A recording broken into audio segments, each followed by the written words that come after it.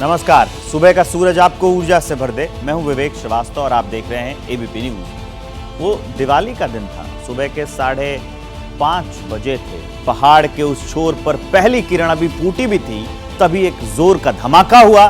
कई टन पत्थरों के साथ मिट्टी का सैलाब आया और सिलक्यारा टनल का एक बड़ा हिस्सा ढह गया और 41 मजदूर उसमें फंस गए। इस बात को 15 दिन हो चुके, 16 दिन हो गए हैं आज। वो भी अभी भी मजदूर वहीं फंसे हुए हैं। पूरा देश ये पूछ रहा है कि ये सुरंग कब खुलेगी, क्योंकि अब तक सुरंग से मजदूरों को निकालने के सारे जतन हो चुके हैं और सारे फेल भी रहे हैं। अब एक आखिरी उम्मीद सेना से बची।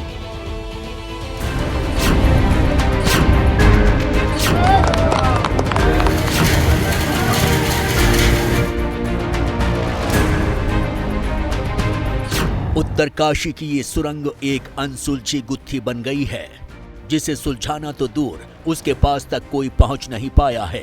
अमेरिका से आई ऑगर मशीन फेल हो चुकी है। विदेशी एक्सपर्ट की हिम्मत जवाब दे चुकी है। अब सुरंग से मजदूरों को निकालने के लिए सेना को मोर्चा संभालना पड़ा है। जो बड़ा अपडेट वो ये है कि यहाँ पर सेना के जवानों की निगरानी में चलाया जाएगा ये रेस्क्यू ऑपरेशन को आगे बढ़ाया जाएगा, क्योंकि जो मैनुअल ड्रिलिंग का काम है, जिसको लेकर के अब पूरा फोकस शिफ्ट हो रहा है कि मैनुअल ड्रिलिंग, जिसमें थोड़ा वक्त जरूर लगेगा लेकिन सबसे सुरक्षित तरीका आज की तारीख में अब उसी को बताया जा रहा है। ये जो तस्वीरें हैं ये अपने आप में महत्वपूर्ण है। क्यों? क्योंकि लगातार कहा यह जा रहा है कि ऑगर मशीन तो जो सबसे बड़ी एक उम्मीद थी, वो उम्मीद तो टूट चुकी है, लेकिन अब मैनुअल ड्रिलिंग की जाएगी। और मैनुअल ड्रिलिंग करेंगे तो सिविलियंस, लेकिन जो उनको सुपरवाइज करेंगे वो सेना के जवान करेंगे। सेना मैनुअल ड्रिलिंग के जरिए रास्ता बनाने का काम करेगी, लेकिन मैनुअल ड्रिलिंग से पहले ऑगर मशीन के फंसे हुए शाफ्ट और ब्लेड्स को निकालना होगा, क्योंकि मशीन के टुकड़े अगर सावधानी से नहीं निकाले गए तो इससे सुरंग में बिछाई गई पाइपलाइन टूट सकती है। अभी तक जो लेटेस्ट स्थिति है 13.09 मीटर अंदर बचा हुआ था। बाकी कल रात से जैसे आपको बताया कि लगातार चल रहा है, तो जो 13.09 है उसके लिए हो सकता है, संभवतः उम्मीद है लेट नाइट, अर्ली विंग आवर्स या कल सुबह। यानी जिस ऑगर मशीन को मजदूरों को निकालने के लिए बुलाया गया था, वही अब सबसे बड़ी मुसीबत बन गई है। जिस ऑगर मशीन से हम रास्ता बना रहे थे, जिस ऑगर मशीन से हमने 50 मीटर तक का रास्ता बना लिया था, आज वही ऑगर मशीन मुसीबत बन गई है। दरअसल जो ऑगर मशीन अंदर ड्रिलिंग कर रही थी, उसका आगे के ब्लेड्स टूट गए, उसके बाद वहां फंस गई और अब उसे धीरे धीरे काटा जा रहा है। यानी कि अगर आपको आगे मैनुअल ड्रिलिंग करनी है तो उसके लिए आपको उस मशीन को बाहर निकालना होगा और वहां फंसी हुई है, इसलिए उसे काटा जा रहा है। 1 मीटर काटने में करीबन 2 घंटे का वक्त लग जाता है और अभी 17-18 मीटर और काटना बाकी है। जब ये ऑगर मशीन कट के पूरी बाहर आ जाएगी तो उसके बाद मैनुअल ड्रिलिंग की जाएगी। लेकिन जिस तरह से सेना ने कमान संभाली है, उससे रेस्क्यू ऑपरेशन में तेजी आई है, क्योंकि जब से ऑगर मशीन खराब हुई थी, रेस्क्यू ऑपरेशन ठप पड़ा था। मैनुअल ड्रिलिंग जो की जाएगी वो सेना के जवानों की निगरानी में की जाएगी। और देखिए यहाँ पर आपको जो है सेना के जवानों का जो कुछ जवान नजर आ रहे हैं और जो इक्विपमेंट है ये सेना के जवान अपने साथ लेकर के आए हैं और फिलहाल अब उसको उतार करके टनल के भीतर ले जाने की तैयारी चल रही है। जो एक बड़ी तस्वीर है वो ये है कि ऑपरेशन धीरे धीरे जो है अब अपना उसका जो है स्वरूप बदला जा रहा है, या ये कहा जाए रणनीति में बदलाव किया जा रहा है। और कोशिश ये है कि धीरे ही सही लेकिन हम उन जो है जो मजदूरों तक पहुंच सके, और इसी वजह से अब सेना के जवानों की निगरानी में किया जाएगा इस रेस्क्यू ऑपरेशन को पूरा। सुरंग में फंसे मजदूरों को निकालने के लिए 2 प्लान पर काम हो रहा है। एक तरफ सेना मैनुअल ड्रिलिंग कर रही है, तो दूसरी तरफ प्लान बी के तहत वर्टिकल ड्रिलिंग कर मजदूरों को रेस्क्यू करने की तैयारी है। इसके लिए बीआरओ ने करीब 1.5 किलोमीटर की सड़क बनाई है और अब इसी सड़क के जरिए कई टन वजनी मशीन 2 जेसीबी की मदद से लाई गई हैं।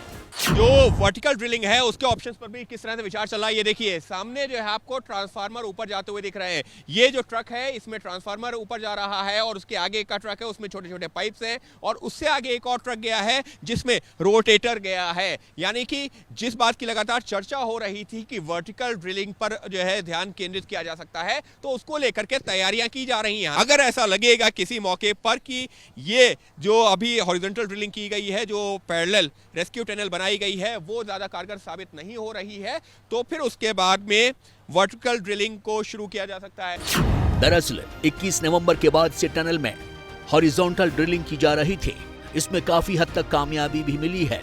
60 मीटर के हिस्से में से 47 मीटर तक ड्रिलिंग के जरिए पाइप डाला जा चुका है, लेकिन तभी ड्रिलिंग मशीन के सामने सरिया आ गया और मशीन खराब हो गई। अब वर्टिकल ड्रिलिंग के जरिए रेस्क्यू होना है, जिसे सतलुज विद्युत निगम लिमिटेड यानी SVNL अंजाम देगा। हालांकि इस काम में बहुत खतरा है, क्योंकि नीचे टनल में मजदूर हैं। ऊपर से बड़ा होल कर नीचे जाने के लिए रास्ता बनाया जाना है।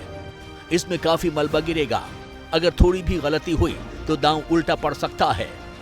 और सबसे बड़ी बात यह है कि इसमें कितना वक्त लगेगा ये भी साफ नहीं है। 100 घंटे मतलब हमने उसका टारगेट रखा है। 4 दिन में SJVNL जो है ये वर्टिकल ड्रिलिंग करके 305 मीटर चेनेज के पॉइंट पे 86 मीटर ड्रिल करके नीचे टनल को ओपन कर सकता है इफ नो हर्डल कम्स। जैसे ही प्लान ए रुका, एक बार फिर से तय किया गया कि प्लान बी पर हमको फिर से आगे बढ़ना चाहिए। प्लान बी क्या था? वर्टिकल ड्रिलिंग का प्लान था, यानी ऊंचाई से आप ड्रिल करने की योजना थी और उस पर आज कुछ कार्रवाई होती हुई भी नजर आ रही है। देखिए, जो बड़े बड़े जो है कटर्स हैं, जो पाइप्स हैं, उनको ऊपर ले जाया जा रहा है और इसी तरह से कल रात से ही वही तस्वीरें देखने को मिल रही हैं। फिलहाल की जानकारी के मुताबिक जो कम चौड़ाई का जो पाइप है उससे ड्रिलिंग भी स्टार्ट की गई है। कोशिश ये है कि उसके जरिए ये देखा जाए कि वहां की सतह कैसी है, मिट्टी है, पत्थर है, और वो टनल तक पहुंचता है पाइप तो किस तरीके का कंपन होता है, किस तरीके से जो है क्या वो सही लोकेशन में पहुंच रहा है या नहीं पहुंच रहा। तारीख बदल रही है, इंतजार बढ़ रहा है और अब मजदूरों के परिजनों के सब्र भी जवाब देने लगे हैं। भगवान से जल्द से जल्द निकल आए। कहते हैं कि निकल जाएंगे, उसके बाद भी दिन बीत जाता है तो सोचने लगते हैं कि अभी नहीं हुआ है। उम्मीद तो पहुंचता है, जो इसमें न्यूज़ में देखते हैं तो खुशहाली आ जाता है कि निकल जाएंगे।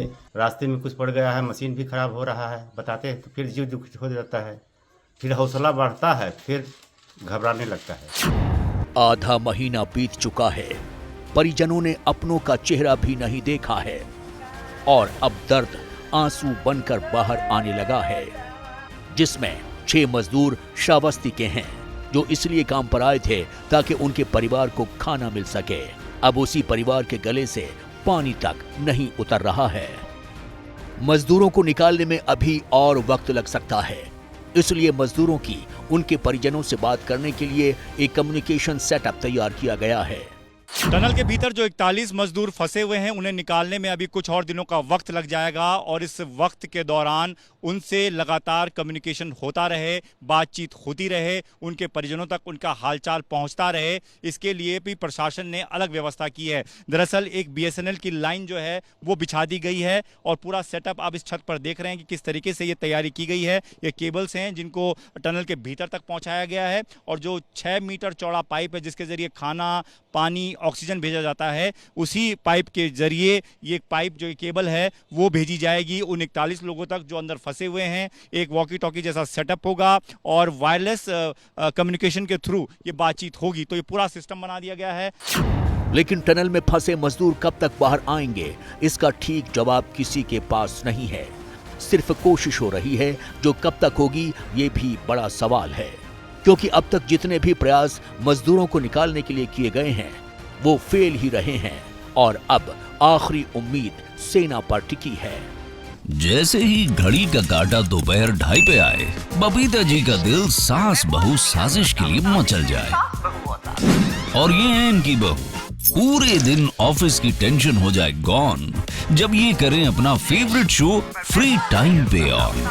इनकी तरह आप भी देखें अपना फेवरेट शो अपने टाइम पर और डाउनलोड कीजिए ABP लाइव ऐप अपने स्मार्ट टीवी पर।